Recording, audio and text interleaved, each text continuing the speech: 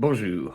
Et là, vous n'imaginez pas le plaisir que j'ai à tourner cette vidéo, parce que le placo est là. Ça fait du bien. On va pouvoir avancer un peu. Parce que vous avez eu du contenu entre-temps. Et moi, ça fait 2 mois que j'ai pas avancé sur l'extension. Suite aux travaux qu'il y avait eu dans ma rue, enfin bref, je vais pas vous refaire un dessin. Mais là, c'est trop bien. Seul petit bémol, c'est qu'on les a ramenés hier, et hier, il y avait de la pluie. Donc on a dû les mettre debout, comme ça, pour que l'air puisse passer entre chaque et que ça sèche un petit peu. Et problème, comme vous pouvez le voir, le poids, ça a tordu le rail. Donc, il faut que j'enlève toutes les plaques. Maintenant qu'elles devraient être à peu près sèches, je vais les poser directement à plat au sol. Et ensuite, je remets les rails droits, je mets des renforts à l'intérieur du coup, parce que là, ils sont fragilisés à ce niveau-là. Et dans le pire des cas, je crois qu'il m'en reste un ou deux en rab. Allez, je vais enlever mon pyjama, enfiler ma tenue, et on s'y met.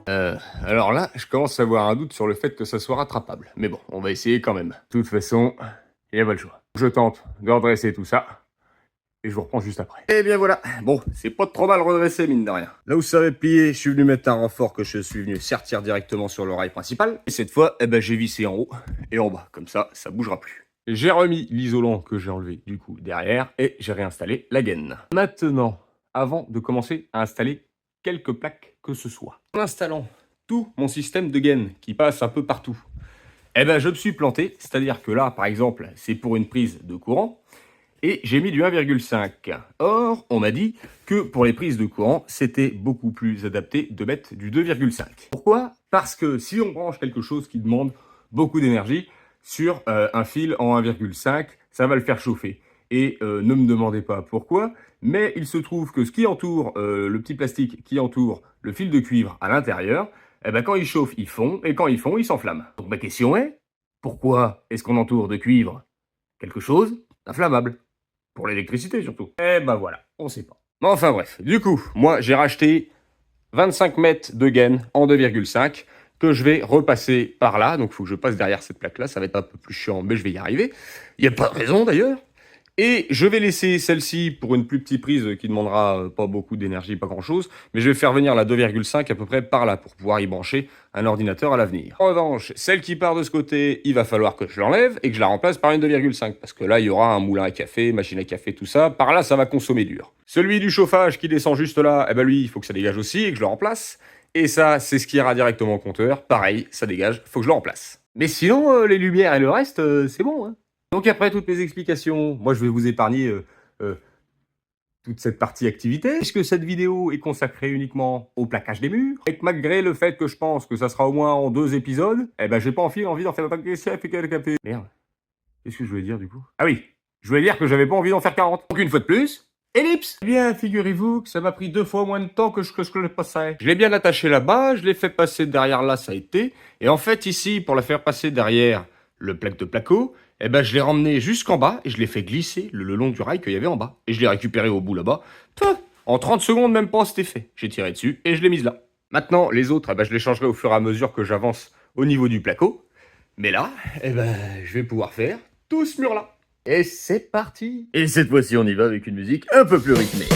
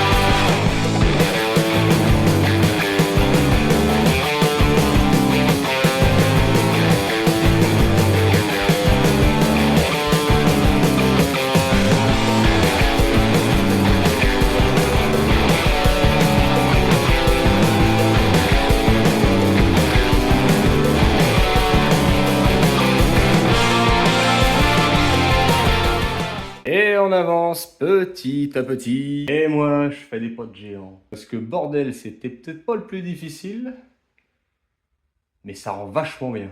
Et on commence à créer une résonance avec le placo. Ça me plaît. Alors oui, tous mes rails étaient pas exactement placés au bon endroit. J'ai dû bouger celui-ci, j'ai dû rajouter des renforts sur celui-là.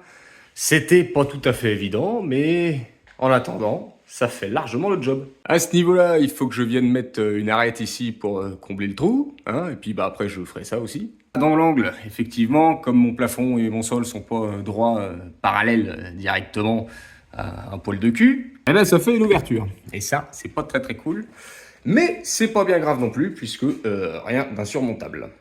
J'ai également une ouverture où je vois le pare-vapeur, il va falloir que je rebouche ça aussi. Et en attendant, même la chatière, eh ben c'est vraiment clean quoi. Faudra tout poncer et tout mettre à fleur correctement. Pas que la chatière d'ailleurs, hein, il y aura aussi les bords de fenêtre à faire. Ouais. Eh ben moi je vais me prendre une petite pause, parce que mine de rien, j'ai quand même bien avancé. Et bien dans ces moments-là, je suis bien content de travailler à l'intérieur, moi. Du coup, c'est un peu le bordel, parce que ça assombrit toute la pièce, le fait qu'il y ait des nuages. Et heureusement que j'ai installé les lumières. Parce que du coup, là je vais pouvoir travailler sans problème. J'ai passé un petit coup de balai un petit peu partout. Maintenant, il faut que je dégage ça, que je mette mes cactus ailleurs, et je m'occupe de plaquer tout ça. Et la petite arête qu'il y a en haut.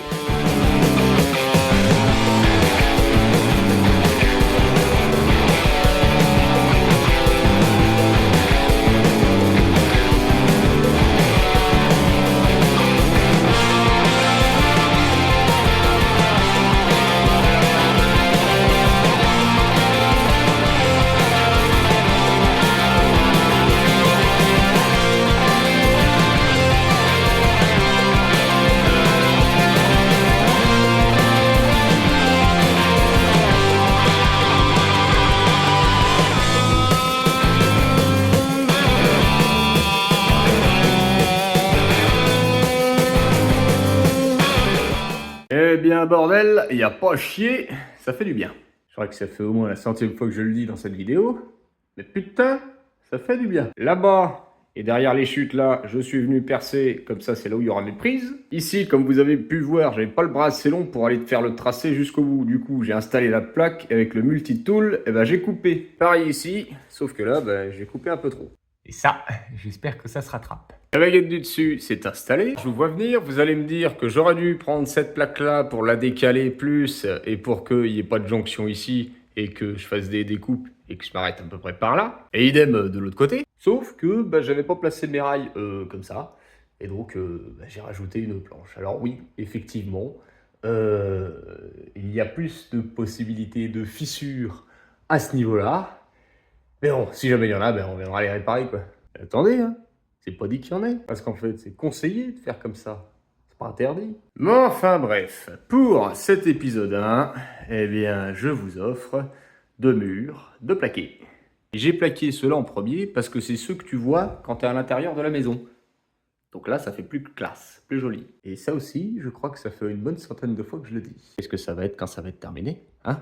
Oh. Et donc, comme je l'avais dit, ça fera des épisodes de plaquage en 2 parties. Donc ça fera 2 épisodes, quoi. Moi, je suis encore en forme, alors je vais enchaîner. Mais pour vous, c'est la semaine prochaine. On fera tout ça et tout ça.